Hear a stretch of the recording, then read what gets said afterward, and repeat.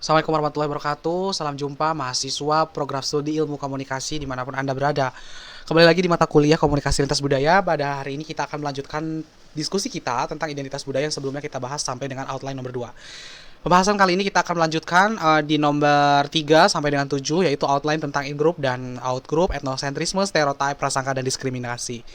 Apa itu in-group dan out-group? Nah, dalam konteks komunikasi lintas budaya, in-group dan out-group ini merujuk pada konsep kelompok sosial yang dibentuk oleh siapa? Oleh individu berdasarkan perbedaan dan kesamaan dalam budaya dan identitas sosial mereka. Jadi, kalau dalam sebuah budaya, ketika kita ketemu dengan budaya yang lainnya, itu kan terjadi lintas budaya, di mana kita akan melihat apakah budaya tersebut ada kesamaan dengan kita, ya, apakah berbeda. Kalau budaya tersebut ada perbedaan, maka nanti masuknya ke out group. Kalau ada persamaan, nanti masuknya ke in group. Oh, ternyata kita sama. Oh, orang Sunda juga ya, kan ngomongnya dari bahasa Sunda kelihatan dari cara dia bicara gitu ya dan sebagainya.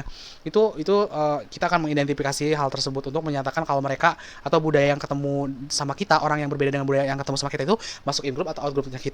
Kita lihat lebih jauhnya penjelasan seperti apa. Kalau in group itu mengacu pada kelompok sosial yang di mana seseorang merasa bahwa mereka itu menjadi bagian dari kelompok tersebut, sehingga seperti keluarga, terasa dekat seperti teman dan anggota komunitas tersebut.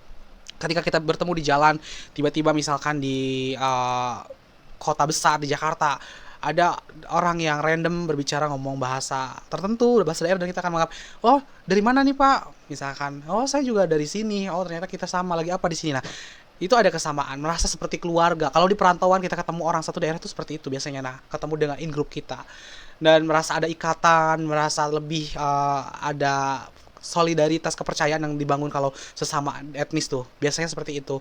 Nah, sementara kalau out group tuh merujuk pada kelompok sosial yang mana itu dilihat dari individu sebagai kelompok lain. Jadi ketika kita melihat orang lain yang berbeda budaya dari kita, maka mereka itu out group kita, dan ketika budaya lain melihat kita pun, kita adalah out group bagi mereka. Jadi di mana fokusnya adalah melihat perbedaan budaya dan identitas sosial ya dengan in group. Jadi kita akan membandingkan dengan in group kita. Misalkan in group kita adalah suku Sunda. Ketika kita ketemu dengan orang, wah bahasanya beda, bukan Sunda dan sebagainya, maka setelah dibandingkan dengan identitas di in group kita anggap mereka adalah orang lain, dan orang lain tersebut adalah out group bagi kita sendiri. Nah, kenapa di dalam konteks komunikasi lintas budaya ini kita perlu memahami dua hal tersebut, yaitu in group dan out group? Ini ada beberapa apa namanya tuh manfaatnya gitu ya. Ini menjadi penting karena perbedaan budaya dan identitas sosial itu bisa mempengaruhi persepsi dan pengalaman individu dalam berkomunikasi dengan orang lain. Kalau kita misalkan bisa membedakan out group dan in group kita, bisa mencari kesamaan dengan in group kita dan perbedaan dengan out group kita akan mudah menempatkan diri dan mempengaruhi persepsi kita, pengalaman kita dalam berkomunikasi dengan orang lain. Contohnya ketika kita bertemu di sebuah perantauan tadi ya, kemudian ternyata kita bisa mengidentifikasi sebagai orang yang sama. Ketika ketemu orang asing tersebut itu adalah in group kita, maka kita akan memiliki persepsi tersendiri gitu ya, akan bisa berkomunikasi dengan orang tersebut lebih mudah dan sebagainya. Dan kita juga akan membandingkan, punya pengalaman ketemu dengan misalkan orang yang beda etnis dengan kita, misalkan ada pengalaman tertentu, ketika ketemu lagi di suatu kejadian di masa depan, maka kita juga akan bisa mempengaruhi persepsi kita dan cara kita berkomunikasi saat itu berdasarkan pengalaman masa lalu. Jadi kita akan lebih aware ya terhadap terhadap toleransi juga.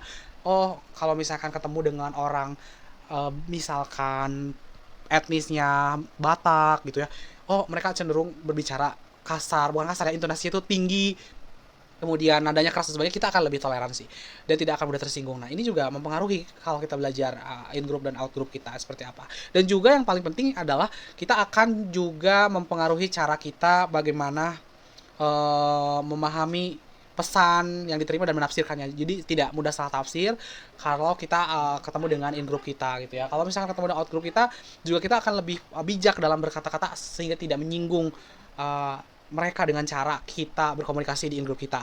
Dan yang terakhir yaitu mempengaruhi tingkat kepercayaan dan solidaritas kita.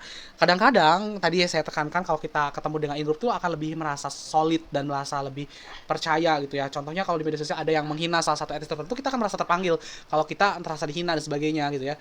Juga kepercayaan itu ngomongin kalau misalkan apa namanya tuh, kalau kita ketemu dengan orang di perantauan dengan sesama etnis yang in group gitu ya, yang sama dengan kita lebih merasa safe, aman gitu ya, merasa lebih tentram karena merasa seperti bertemu dengan keluarga. Kemudian kita ngomongin sisi gelap identitas, ngomongin sisi gelap identitas budaya itu akan ada poin-poin yang dark side ya, yang merasa kalau sebetulnya ini nggak mesti ada sih dalam konteks ini. Namun faktanya kita melakukan itu dan ada gitu fenomenanya. Nah, apa saja? Yang pertama ada etnosentrisme. Etnosentrisme adalah keyakinan bahwa budaya atau kelompok etnis tertentu lebih baik atau lebih unggul. Kan dia etnosentris ya. Sentris itu kan kayak sentral. Dia atau kelompok budaya tersebut merasa kalau dia yang paling superior, yang paling unggul budayanya. Misalkan begini, Amerika menganggap bahwa budaya Amerika atau budaya Barat itu yang paling bagus. Ketika dia ditanyakan bagaimana pendapatmu tentang misalkan Asia dan sebagainya, oh Asia itu sangat payah dan sebagainya, kita di sini ini Amerika, this is Amerika gitu ya, Amerika tuh seperti ini. Juga kalau misalkan kalau ke Jakarta suka ada yang bilang ini Jakarta bro, kamu jangan samakan dengan di sana, ini beda. Nah itu sebenarnya sudah ada gejala-gejala etnosentris, kalau merasa bahwa dirinya budaya yang dia miliki, dia tinggal itu lebih baik dari yang lain sehingga dia merendahkan yang lain. Nah, contoh etnosentris yang terjadi ketika hidup meremehkan atau menganggap remeh budaya atau tradisi orang lain karena mereka merasa budaya atau tradisi mereka lebih baik. Misalkan tata cara pernikahan, kita melihat, kok tata cara pernikahan di Sunda tuh begini ya, ribet banget ya. Apa ya, lebih baik adat istiadat budaya kita dong ya kalau gitu. Nah, itu juga salah satu contoh etnosentrisme. Kemudian yang kedua, sisi gelap dari identitas budaya adalah tentang stereotip. Stereotip ini merupakan komponen kognitif dari sikap terhadap kelompok sosial, khususnya keyakinan tentang seperti apa kelompok itu. Nah, yang namanya kognitif itu adanya di pikiran ya, keyakinan gitu, yang kita yakin, kognisi kita di pengetahuan kita, anggapan gitu ya. Kita menganggap gitu bahwa kelompok tertentu gitu ya, atau orang-orang tertentu tuh seperti itu gitu, seperti yang diasumsikan oleh kita. Jadi gini ya, untuk ngejelasin stereotip itu anggapan bahwa semua orang dari kelompok tertentu memiliki sifat perilaku yang sama. Jadi kayak misalkan kalau kita dengar kata orang Cina tuh cenderung pelit. Nah, kita menyamaratakan. Jadi stereotip ini mengeneralisir. Kalau kita mendengarkan misalkan orang-orang India, orang-orang jorok. Nah, ini stereotip itu adanya di anggapan kita, ada keyakinan, kognisi. Di kognisi ini kita ngomonginnya keyakinan, sebuah keyakinan. Kita yakin kalau orang Cina itu semuanya kayak gitu, orang India itu seperti itu semuanya. Nah, ini mainnya di keyakinan kalau stereotip. Nah, prasangka ini agak beda, agak mirip tapi beda. Kalau prasangka mainnya di apeksi atau di perasaan. Kalau tadi di keyakinan kita yakin aja bahwa Cina tuh kayak gitu, kalau India tuh kayak gitu. Tapi kalau di sini ke perasaan kayak melibatkan apeksi, kita punya kecenderungan merasa tersebut emosi tertentu, emosi negatif atau positif ya tentang kelompok tertentu. Misal kebencian ini ada sebuah prasangka, yang biasanya prasangka terjadi itu karena kebencian atau karena hal emosi negatif. Kebencian Barat kepada Islam karena menganggap seluruh Islam atau Islam tuh adalah teroris. Nah, ini kan juga prasangka. Dan di sini ada melibatkan apeksi atau perasaan benci gitu ya terhadap Islam, sampai ke tahap benci, sampai tahap membenci kayak hate speech, juga kayak menghina dan sebagainya. Itu udah masuknya ke prasangka gitu ya. Kalau kita misalkan sudah tahap benci di stereotip tadi juga udah masuk ke prasangka. Kalau tadi di stereotip hanya keyakinan aja, kita yakin kayaknya Islam itu adalah teroris. Tapi kalau udah sampai melihat Islam dan ada kebencian terhadap Islam gara-gara stereotip yang awal, ini udah masuknya kepada prasangka. Nah, kemudian diskriminasi. Teman-teman semoga bisa membedakan antara stereotip dan prasangka ya. Tadi kalau stereotip itu di kognitif yaitu di keyakinan, dan afektif ini yang prasangka itu di perasaan gitu, sampai ada melibatkan emosi.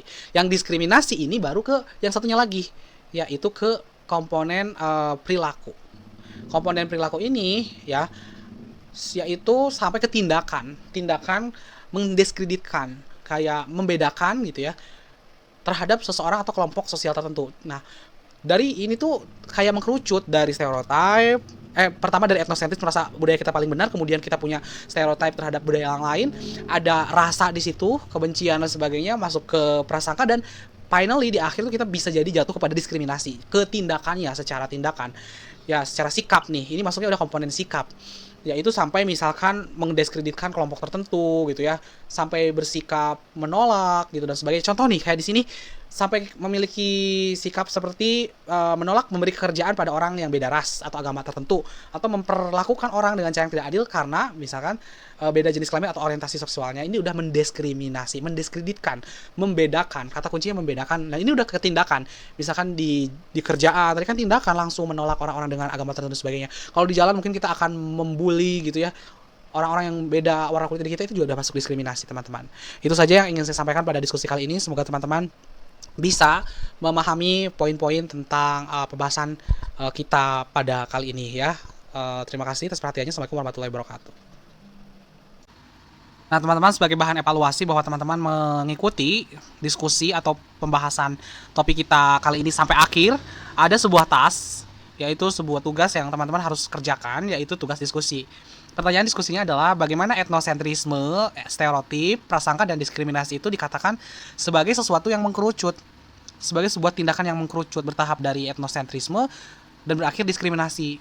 Bagaimana Anda menjelaskan itu? Silakan kirim tanggapan Anda atau jawaban Anda kepada Japri di dosen mata kuliah Anda melalui WA paling lambat hari Senin tanggal 1 Mei 2023 pukul 21 waktu Indonesia bagian Barat. Selamat mengerjakan. Terima kasih. Assalamualaikum warahmatullahi wabarakatuh.